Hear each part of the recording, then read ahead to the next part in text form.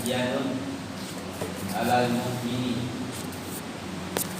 binal idal hasani ala qadil qarad. Kefakiran itu lebih cantik, lebih indah bagi seorang mukmin daripada tali kekang kuda, daripada tali kekangnya kuda, bahasa bebasnya ya, arti perhiasan kuda tali kekangnya itu, ini bahasa hiasannya, bahasa hiasan. Al-Baqru azyanun alal mu'min ya.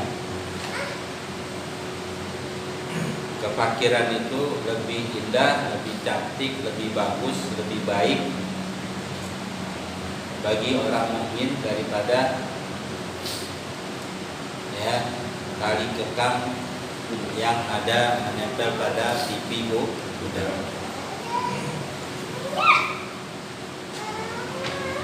Artinya apa sih? Kuda itu liar ya. Kuda itu liar. Tapi kalau dia sudah memakai tali kuda, tali kekang kuda dari mulutnya, dari mukanya, sehingga dia bisa menundukkan tubuh kuda itu. Bahasa gitu. Kefakiran juga begitu, sesuatu yang membuat susah orang ya. Gak ada yang kuat menahan kefakiran.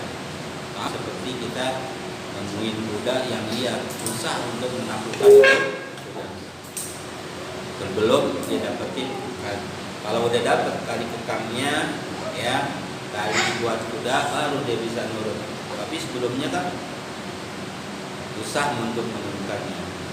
Nah, orang yang bisa menundukkan kefakirannya, kuat dengan kefakirannya, itu lebih baik daripada ini. Bahasanya, bahasa ya, kurang lebihnya. Kemudian waqala sallallahu alaihi wasallam, al-faqiru syainun indan nas wa zainun indallahi yaumal qiyamah. Kefakiran itu syainun, kehinaan, indan nas, di sisi Allah, wa zainun indallahi yaumil qiyamah, tetapi sesuatu yang indah ya di sisi Allah Subhanahu wa taala. Gimana ceritanya? Nanti di hari kiamat. Karena kalau orang fakir di hari kiamat enggak ada pertanyaan. Ada pertanyaan? Enggak ada. Duit kagak, rumah kagak, mobil kagak, harta enggak punya. Gak ada yang tiga itu, itulah sehingga dia gak ada pertanyaan sama sekali. Kalau kita punya motor, punya mobil, punya rumah, punya duit, segalanya ya akan dipertanyakan oleh Allah Subhanahu wa taala. Kalau orang fakir enggak, mobil kagak, rumah kagak, rumah kontrak, itu juga kalau bayar, kalau enggak diusir ya kan, rumahnya di kolong jembatan dan lain sebagainya. Kemudian apalagi nggak punya duit, nah, itulah ya. Jadi bebas, pertanyaan-pertanyaan dihisab nggak ada pertanyaan. Jadi cepat dilepaskan dari perhitungan dan lain sebagainya. Itulah kalau kita lama, dia punya motor dari mana, duitnya, belinya bagaimana, belinya kredit, waduh habis duitnya dari mana, belinya dari hasil apa, rumah dari mana, habis banyak udah pertanyaan setiap makhluknya Allah, apapun ditanyakan, baju, celana ya yang kita pakai, mobil, motor, rumah, semua, apalagi tanah ya, setiap jengkal rumah kita tuh ditanya semua oleh Allah ya, melalui malaikat ditanyain tiap jengkal, jangan tiap jengkal, tiap inci, tiap senti akan ditanya tanah. Dari mana ente dapat beli itu tanah? Dari mana asal itu tanah? Beli dari mana? duitnya dari mana? Terus dia udah ditanya itu digunakan buat apaan? Hanya buat tempat rumah doang, nggak buat untuk pengajian dan lain sebagainya. Tanya semua. Apapun, ya.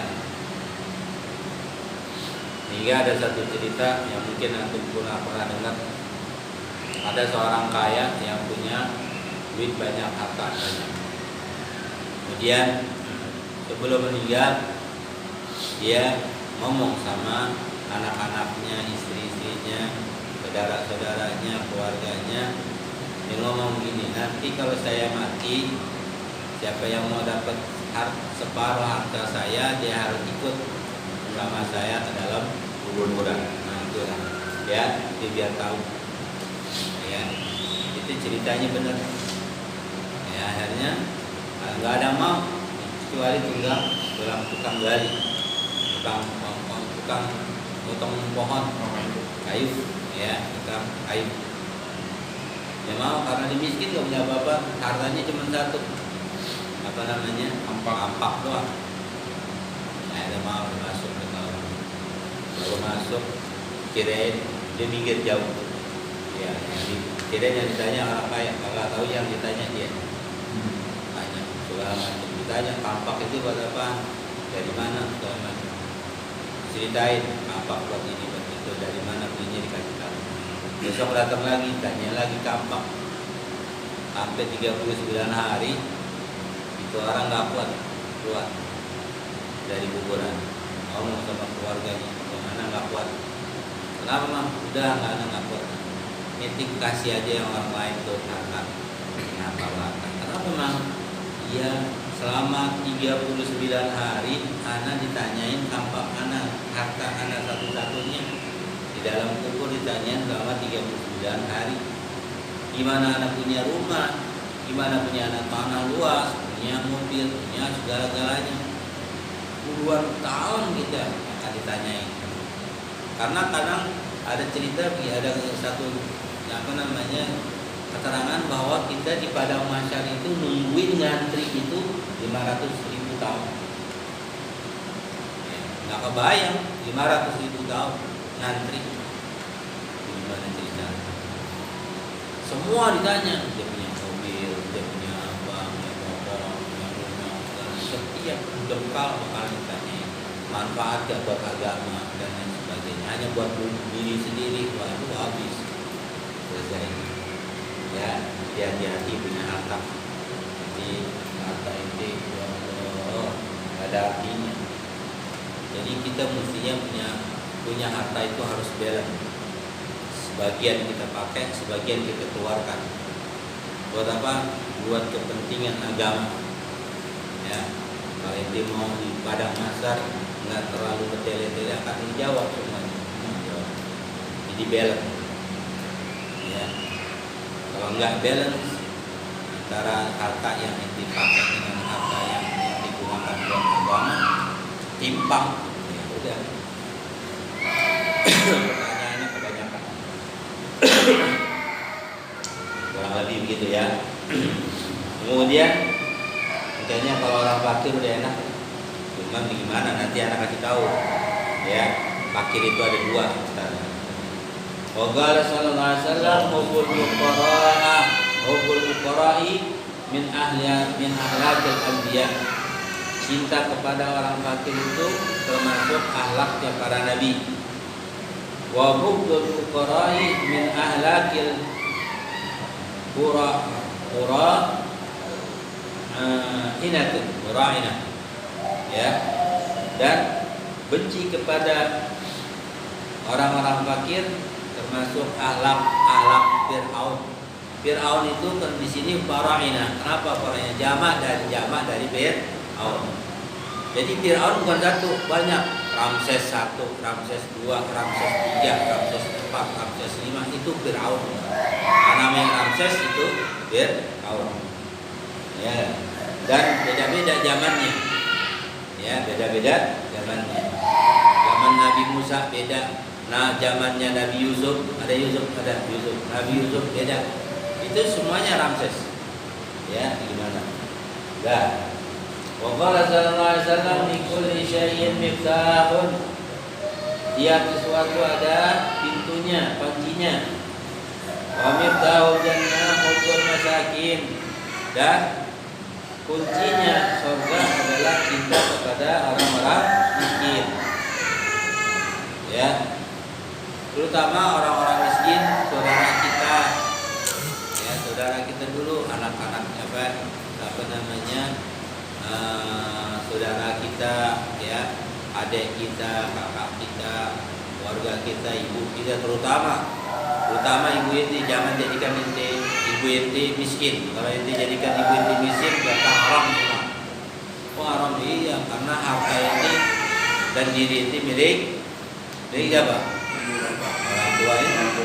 Kalau ente menyengsarakan ibu ente bikin miskin orang tua ente, ya, berarti ente sudah menyalahgunakan diri ente dan harta ente, ya, ente salah gunakan. Itu milik orang tua kita. Ya.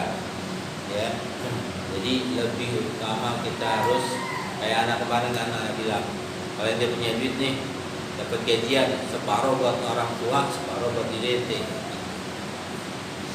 Ya. Waqala sallallahu alaihi wasallam, tadi apa? Ini masih terusin enggak? Ada terusannya enggak? Oh ya, wal fuqara'u lisabrihim, ya, julasa'ullahi ta'ala yaumal qiyamah. Julasa'ullahi ta'ala yaumal qiyamah. Ya. Orang fakir dengan kesabarannya mereka akan dijulukan oleh Allah Ta'ala nanti di hari kiamat.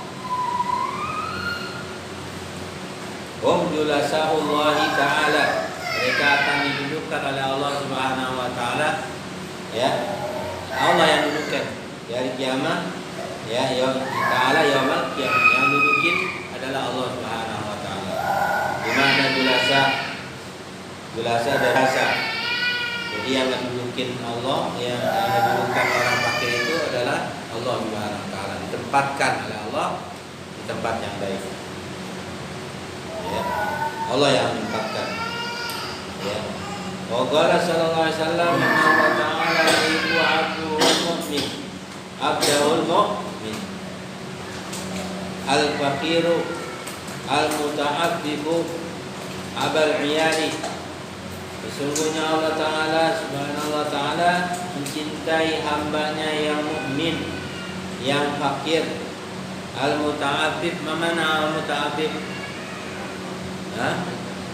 Al-muta'abbibu, ya, lihat sini, lihat apa muta'abbib.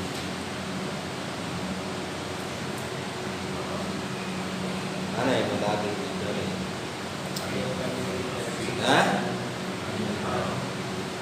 Ai al-muntiqu 'alal haram. Ya. Gitu ya. Apa muta'abbib jadinya kan? Apa? Yang menjauhkan diri dari muta'abbib menjauhkan diri daripada perbuatan yang haram. Jadi biarpun dia miskin tapi dia nggak mau nyolong, nggak mau korupsi, nggak mau apapun hal-hal yang haram, dia tetap menjaga dirinya, jaga dirinya, nggak mau minta, nggak mau nolong, nggak mau segala macam. Itu orang fakir beneran, ya. Mukmin tuh nggak mau minta, susah, nggak pernah ngeluh. Kalau kita kan udah punya duit segala macam, ngeluh. Itu bukan orang fakir. Ngeluh nggak boleh, ngeluh. Syukur, alhamdulillah. Karena nggak seperti orang yang susah. Itu kalau dia selalu ngeluh, nggak kalah. Ya, Allah nggak suka sama orang yang suka ngeluh. Ya.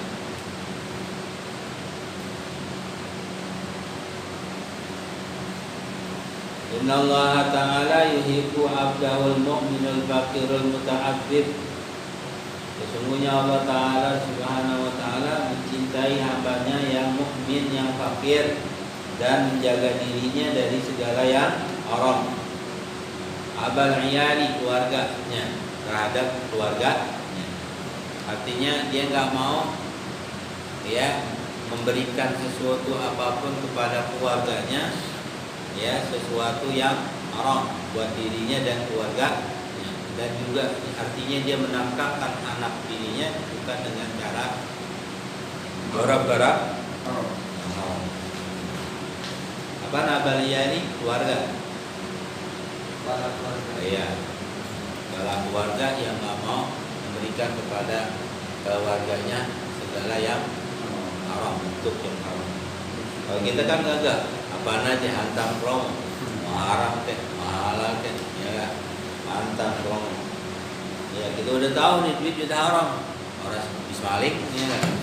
Ya kan? Atau ada orang bawa HP, bawa apaan aja segala macam, ya kan? Kita tahu nih hasil curian, kita tetap itu beli. Kita alasan kita nggak tahu, padahal kita tahu dia balik. Nah itu. Jangan, nggak boleh ente. Ya. Nah, ente jual dapat laku banyak duitnya, dia kasih makan sama yang anak ente habis sudah. Cur. Jadi jangan suka sok beli yang barang yang murah. Apalagi kita tahu yang jual siapa. Jadi ya. Kemudian waqala sallallahu alaihi wasallam al-fuqara'u amanatun, ya elah, fakir amanat. Ya. Fakir amanat dari Allah. Kira-kira di antara itu pada yang nyanggup gak jadi fakir? Betopanya nyanggup jadi fakir. Nyanggup kan? Masya Allah. Fakir, ya Allah, fakir. Ya, amanat. Anak mah nyanggup. Anak-anaknya. Karena ada bahasa gini, kadal fakru ayyakuna kufra. Itu yang kita nggak nyanggup. Terkadang orang fakir itu pasti jadinya kufur nikmat. Banyak orang-orang keluar dari Islam gara-gara kefakiran, dikasih dirayu dengan Indomie, dengan minyak, dengan beras, dengan tembakau, keluar dari Islam. Kenapa memang fakir? Makanya Nabi udah bilang kadal fakru ayyakuna kufra. Ya, kemudian paman kata mau, maka kalau dia menyembunyikan kemiskinannya, ya, menyembunyikan kemiskinan, nggak pernah nampak kalau dia miskin, wah hebat dia tuh. Kalau ente susah sedikit ketahuan, lo nggak punya duit lo, ya, lo lagi fakir, lo lagi kerek lo, ya, tahuan dia diusahakan mukanya tuh jelek, kelihatan miskinnya, nggak boleh. Ente bukan orang fakir. Orang fakir apa sih fakir sama miskin? Fakir itu ente nggak punya penghasilan, tapi punya pengeluaran. Ya, penghasilan ini kagak. Penghasilan ini kagak. Pengeluaran wajib. Itu namanya fakir. Ente bukan fakir, ente miskin misalnya gitu ya. Miskinnya maksudnya ente punya penghasilan tapi pengeluaran ente lebih dari penghasilan ente, itu namanya miskin. Ya enggak? Tiap tanggal 5 koma. Gajinya berapa? 5 koma. Ya. Tiap tanggal 5 koma. Ngerti ya? Ya. Tiap tanggal 5 koma udah. Gajinya berapa? 5 koma. Ya. Atau 4 koma. Karena komanya berapa? Maksudnya 8 koma. Berarti tiap tanggal 4 habis gajinya. Ya, sampai tanggal 4 doang gajinya atau tanggal 6 sama ya kan. Jadi begitu. Udah banyak yang begitu. Ya, kayaknya karena apa? Karena dia nggak tahu kan bagaimana memanage keuangan menurut Islam. Ente punya gaji sekecil apapun, sebesar apapun, kalau ente manage-nya bagus, insyaallah rapi. Seperti ente misalnya punya gaji sedikit, ente penggal buat umi ente setengah, masih tambah dikit lagi, terus ente merasa kekurangan, salah. Gak bakalan merasa kekurangan. Kalau hitung-hitungan matematik ya kurang. Tapi kalau kalau kita hitungannya Allah nggak bakalan kurang. Inti mesti yakin dengan agamanya, dengan agama ini. Kalau inti nggak yakin udah nggak usah. Ya, dia punya gaji misalnya cuma 2,5 juta, separuh yang dikasih main teh, tinggal 1,250 juta, ya kan buat ente sebulan nggak bakalan nyangkut. Untung hitungan ente bakalan nyangkut, nggak bakalan tutup. Tapi kalau Allah ente yakin dengan agama ente, dengan ketentuan Allah dan Rasul, ente itu 1,250 juta itu gak ada artinya. Ente bakalan dikasih lebih dari Allah SWT dari jalan manapun. Emang ente pikirannya, otaknya cuma adanya gaji, tolol. Itu pemikirannya. Jadi usahakan nanti jangan kerja. Ya, anak-anak ente jangan jadi pekerja, pengusaha udah. Orang kalau udah kerja, udah pikirannya udah segitu. Tapi boleh ente kerja, tapi manajernya secara Islam. Kita punya gaji nih, ya sebagian buat orang tua ente, sebagian buat keluarga ini, terutama orang tua, ibu. Senangin ibu, senangin bapak, nanti bakal senang. Nanti nggak senangin ibu, nggak senangin bapak, nggak bakal senang sama miskin nanti. Jadi nggak bakalan rapi. Jangan lupa guru juga, ya elah. Kalau itu lupain guru, itu dapat ilmu dari mana? Itu mau bayar dari mana itu? Ya nggak? Itu bisa bayar guru? Nggak ada yang bisa bayar. Yang nyelamatin itu guru, bukan orang tua. Orang tua nggak bisa nyelamatin itu. Ente bisa selamat, ya, karena ente membantu orang tua. Dari mana? Guru yang ngasih tahu. Tuh, ya. Dan orang tua nggak bisa masukin ente surga. Ingetin, yang bisa masukin surga itu adalah guru. Selesai. Yang bantuin itu guru. Tawasul, ya. Musal salila Rasulullah sallallahu alaihi wasallam. Serem ente. Ya.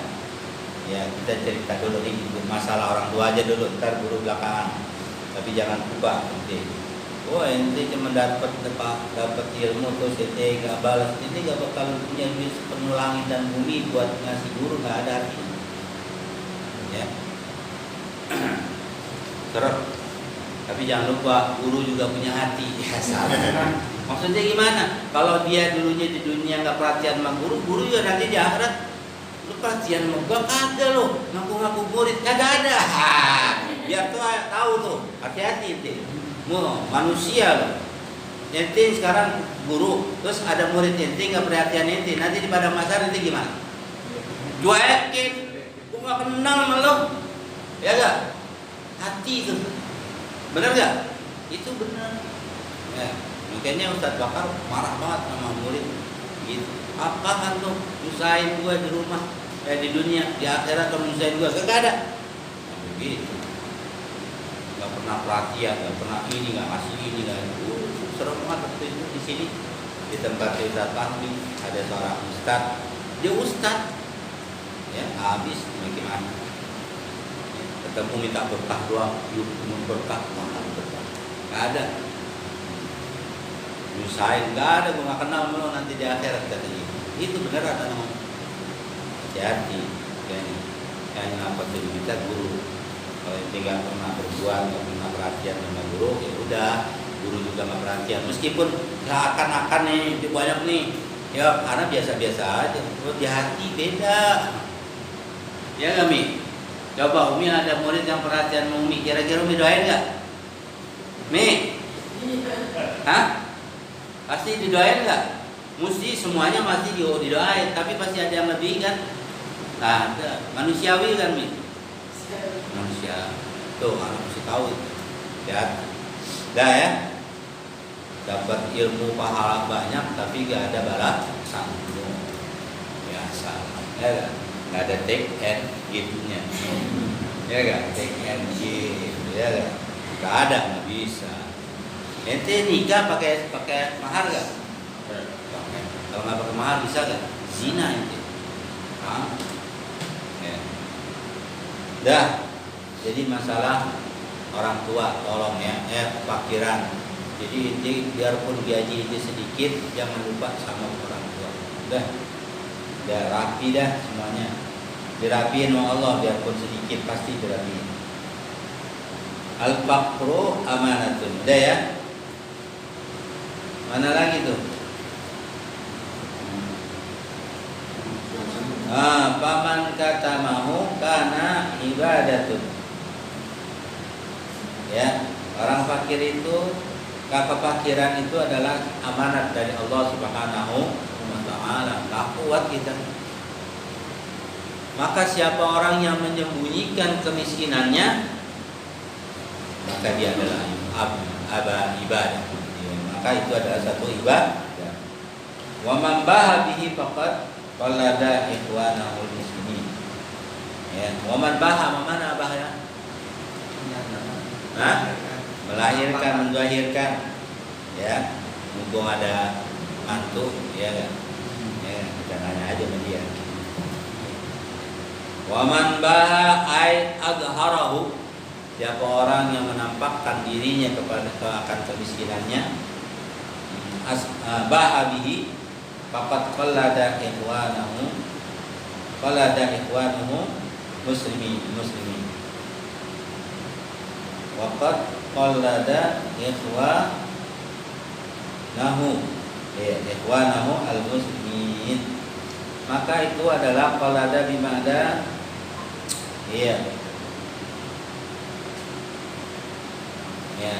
artinya orang yang keluarga yang lainnya itu harus membantunya, apa gitu?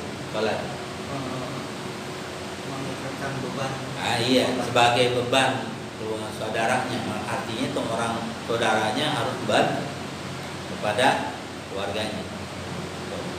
Jadi beban orang Islam yang lain, dan orang Islam yang lain harus bantu. Kalau ada yang menzahirkan kefakirannya, kesusahannya, ente harus bantu. Jangan ente hina, jangan ente kata-katain dan lain sebagainya. Memang dia fakir dan ente wajib bantu. Jadi ente harus jadi orang kaya udah. Ya kan? Jadi orang kaya, jadi bisa berbagi buat orang tua, berbagi kepada saudara dan lain sebagainya. Jangan jadi orang miskin. Wa qala sallallahu alaihi wasallam, tuba lil fuqara'i wa min ummati wa du'afa'u min ummati wa du'afa'i min ummati. Beruntunglah bagi orang-orang fakir dan orang-orang duafa daripada umatku. Bingung kan? Beruntung orang fakir, orang duafa. Iya, karena dia paling gampang sudah masuk surganya. Ya, paling gampang, lebih cepat dihisapnya. Ditanya di kubur juga kata penggali apa itu? Malaikat kubur, ya lo miskin gak ada yang buat tanya, dah lewat dah. Gitu. Ya, gak ada yang ditanya. Orang, tapi jangan jadi miskinin. Gue miskin, udah samanya dia jadi miskin. Hati-hati. Gue belum mampu, habis dia samanya tidak mampu.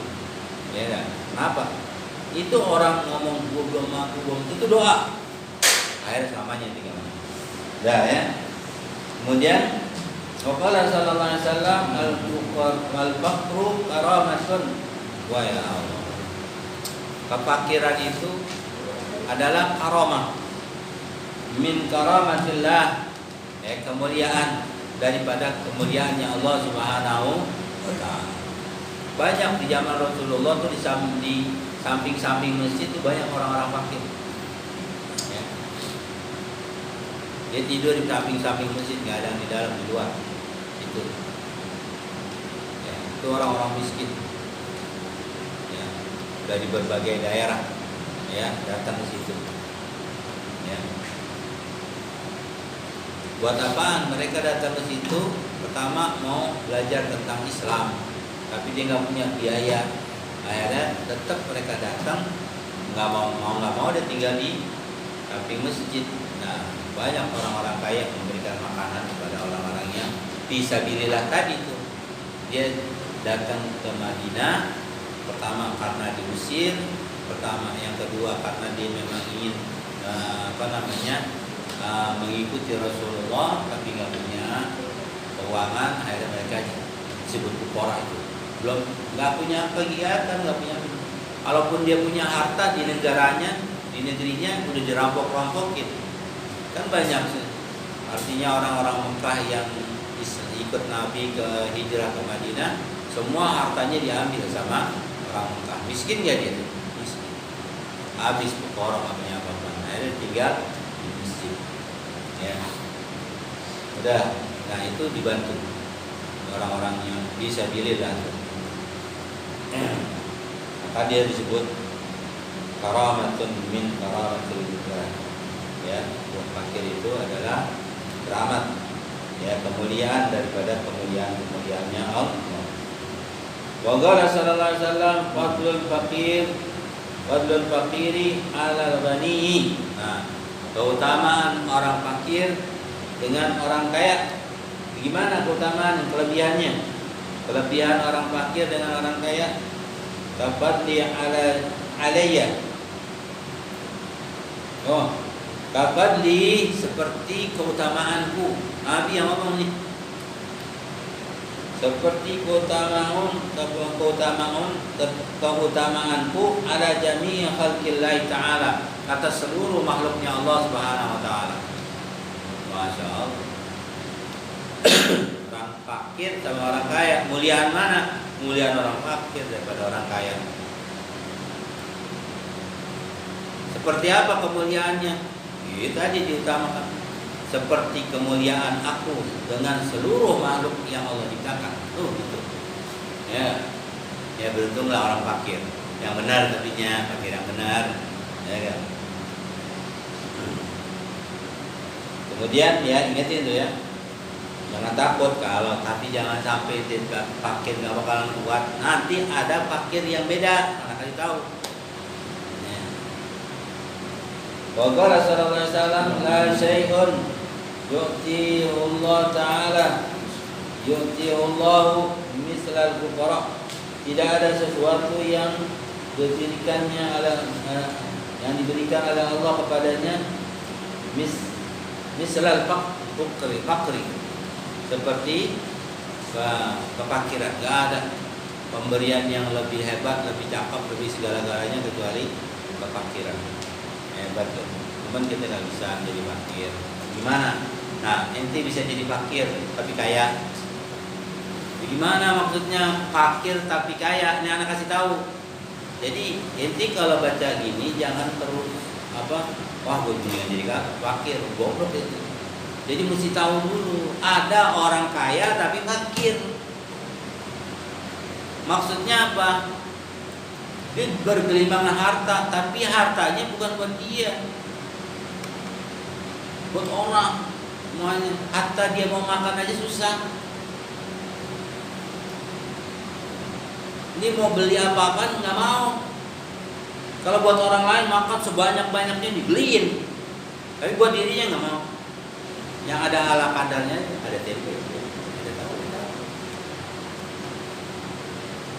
Orang banyak yang minta itu, segala macam dibeliin, buat dia enggak. Hatta dia mau beli, ya, kerokan jenggot nggak mau. Bahasanya, duit banyak, kenapa dia nggak mau beli? Karena lebih mementingkan buat orang lain gitu bahasanya. Itu biar tahu tuh kaya yang sebenarnya. Kaya tapi fakir. Bukan dia wah berarti dia tidak menikmati. Dia nikmatin, dia senang gitu.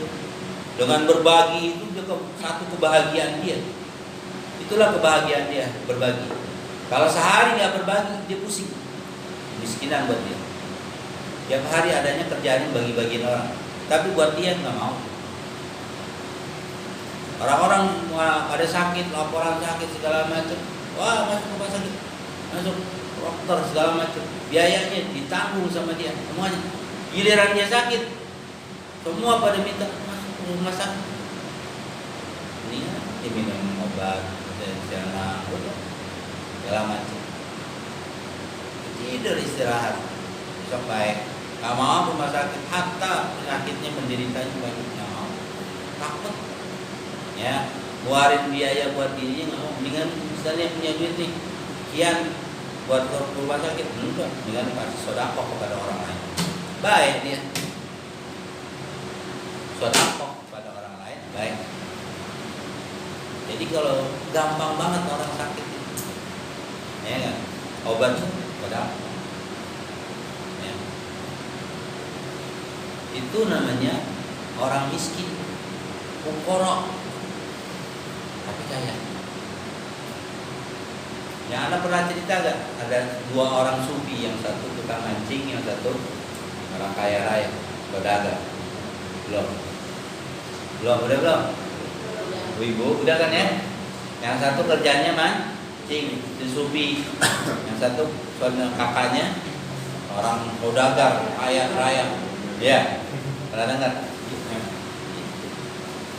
Si sufi adeknya kerjanya mancing, ya, dapat ikan buat keluarganya. Sedangkan di kakaknya pedagang raya. Dia kaya itu bukan buat diri, buat sekotak itu dibikin senang. Oh, dia rumahnya gede mentereng, itu emang sengaja. Kalau misalnya orang bisnis rumahnya miskin, rumahnya rompeng, ada gak yang mau join, ikut berserikat dalam perdagangan? Nggak mau. Kongsi dan sebagainya nggak mau, nggak percaya. Jadi orang kaya itu harus megah. Buat apa? Biar orang percaya buat urusan bisnis dan lain sebagainya. Coba itu rumah ini, penampilan rumah itu miskin, terus itu mau bicara ya gak, proyek yang harga miliaran, orang percaya gak? Nggak ada percaya. Itu trik. Jadi itu orang kakaknya kaya raya bukan buat dia. Seluruh masyarakat di kotanya itu semuanya kebahagiaan, nggak ada yang miskin. Itulah. Sedangkan dia susah urus. Ya, pakaiannya mungkin megah. Yang beliin bukan dia. Itulah orang-orang tasawuf yang sebenarnya orang miskin tapi kaya. Jangan inti tasawuf goblok. Ini banyak kan orang belajar tasawuf goblok. Gurunya goblok, akhirnya tuh murid-muridnya pada miskin, akhirnya tuh gurunya bayar listrik kagak bisa, ya kan? Copot tuh listrik gara-gara muridnya goblok. Nggak perhatian sama guru, itu benar kejadian. Anak ada maki-maki itu goblok sih, ya kan? Nggak bisa gitu. Inti belajar ngajarin tasawuf, inti mesti tahu caranya. Inti jangan sampai murid-murid itu jadi miskin gara-gara aja belajar tasawuf. Itu tasawuf bodoh. Orang belajar tasawuf yang benar gitu. Jadi miskin tasawuf tapi kaya, itu benar. Bukan tasawuf miskin. Nah kan orang banyak kan gitu, belajar tasawuf jadi miskin ya. Tuh, bodohan. Ini benar kejadian, Anda tahu berapa? Oh, marah-marah. Ya. Sampai gini hari tuh guru kesian. Dan lain sebagainya. Gara-gara apa? Itu ngajarin tasawuf yang gak benar. Terus muridnya goblok juga lagi.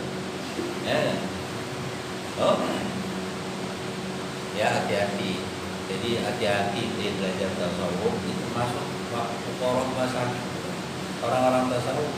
Enggak begitu caranya. Bukan begitu cara. Ada belajar yang lebih kali. Kaya kita. Berbagi segala macam.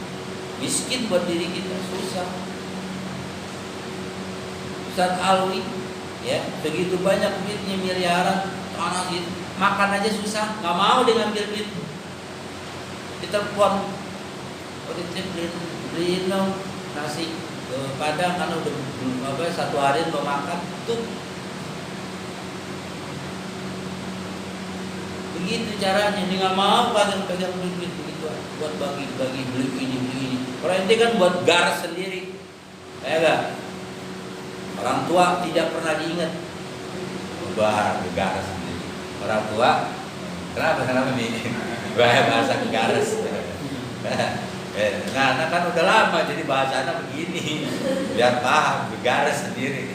Orang tua nggak diingetin, ya orang tua susah dan lain sebagainya. Oh kalau orang tua saya kaya nggak ada urusan. Tetap kepedulian kita, kewajiban kita memberikan orang tua wajib itu.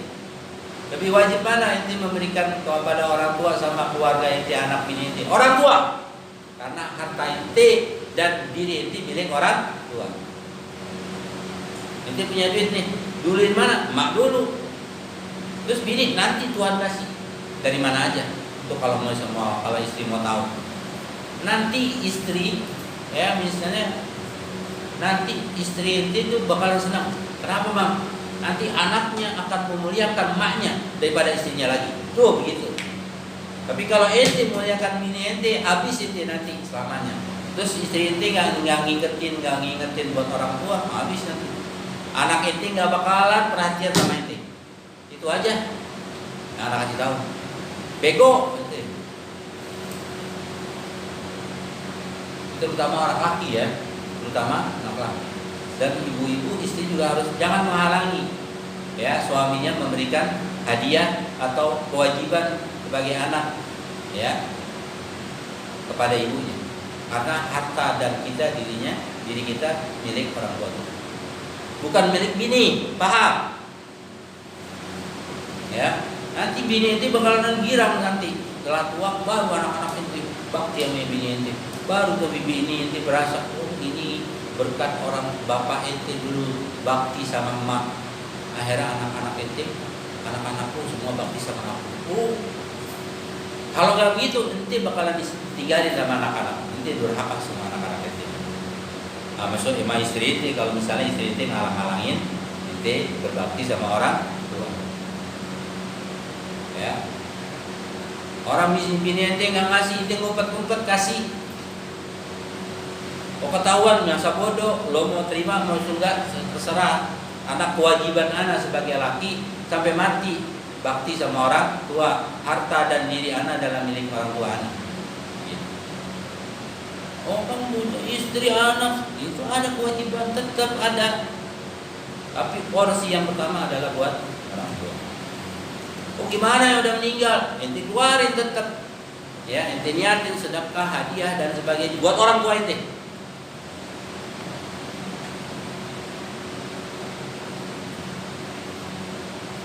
Itu baru benar ya.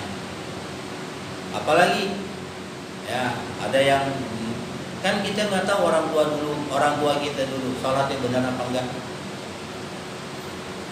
yang dibayarin fidyah berapa puluh tahun, ganti dengan uang, dengan sedekah semuanya. Atau ente bodohin dah orang tua ente puluhan tahun, silakan. Tapi ini sholatnya bener apa enggak? Itu dulu. Yang paling gampang itu ente ngeluarin. Ngeluarin duit, ngeluarin beras, apa nanti? Niatin buat orang tua ente yang sudah meninggal. Baru dia kira.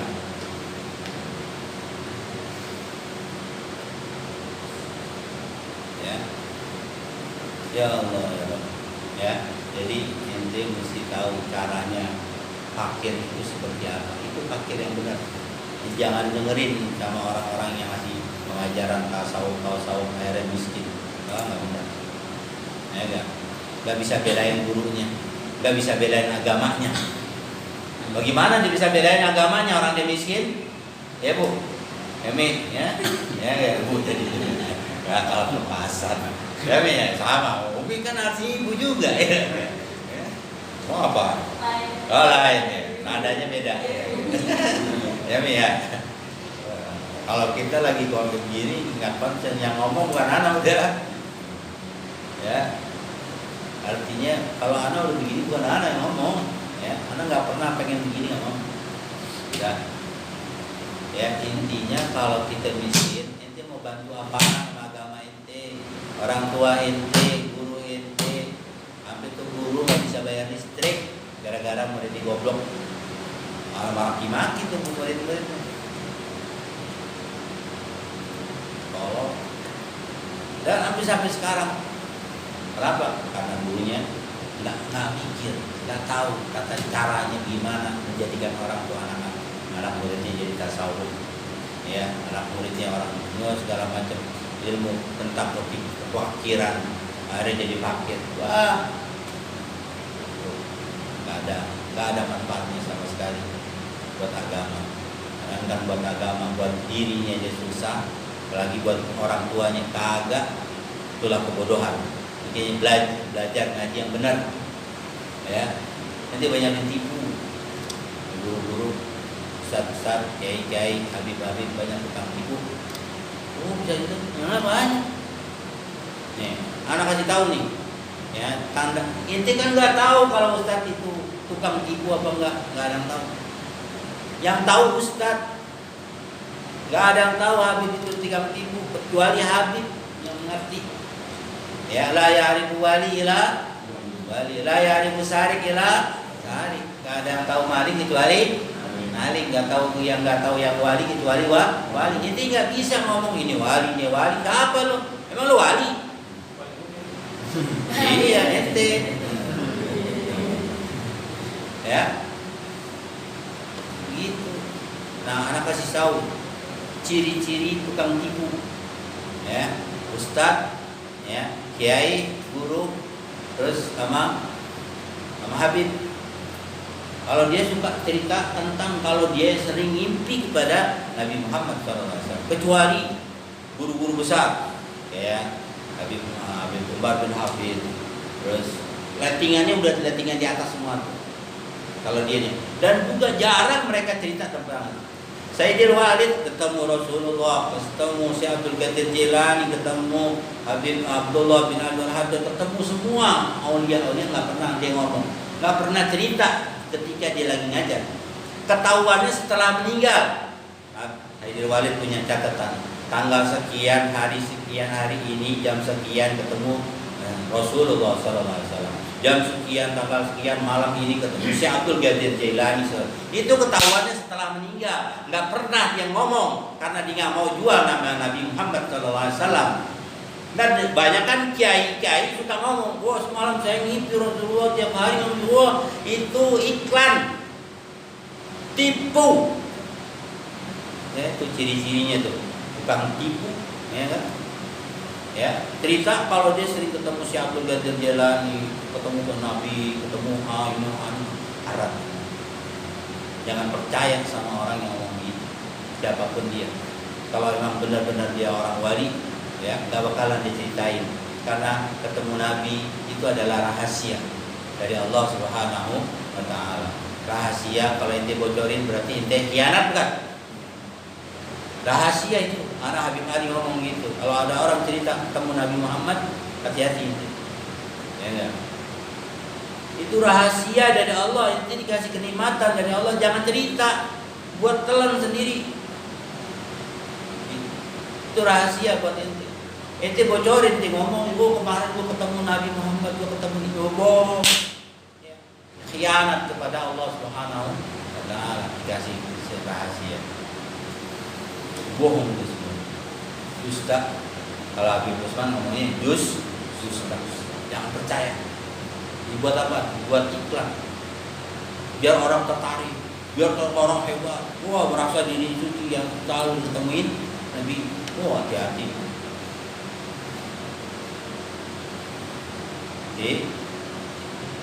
Ya. Kejual sebegitu hebatnya, ditutup semuanya. Ini banyak yang ngomong, wah, kiai, ustaz, habib, buat apa iklan?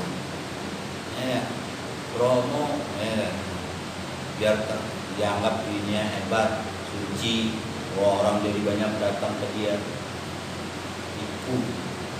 Ya, kalau orang lain mah bukan ustaz, bukan kiai, bukan guru, ngomong begitu masa bodoh, dukun biasanya.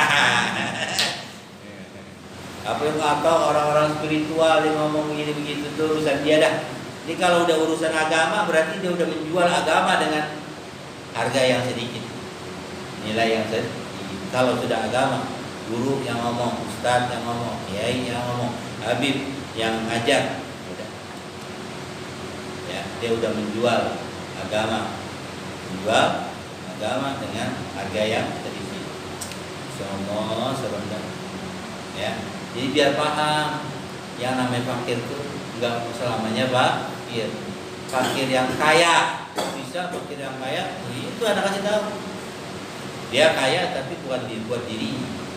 buat dirinya susah. Nanti dipertanyakan sama Allah SWT, ente kan kaya, ya lihat aja soalnya duit gue buat apaan? Cari duitnya buat buat janda, buat yatim, buat ini, buat guru, segala macam, buat orang tuanya, masyarakat tempat miskin semua dibiayai.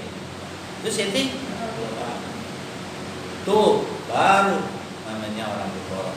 Terus gimana? Selesai keluar bisa masuk surga duluan ini.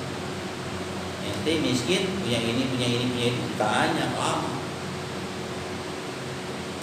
Terus nggak ada ya, nggak ada apa, nggak ada bahasanya apa ya, manfaatnya buat agama nggak ada sama sekali. Jadi ngaji itu bukan hanya ngaji dengerin ya, nanti harus berbuat ya dalam agama. Bagaimana? Ente punya harta harus dengan harta, ente punya tenaga harus dengan tenaga, ente punya pikiran dan lain sebagainya harus dengan pikiran. Itu namanya berjuang. Ya, wallahu a'lam bishawab. Rabbi zidni ilman warzuqni. Bismillahirrahmanirrahim.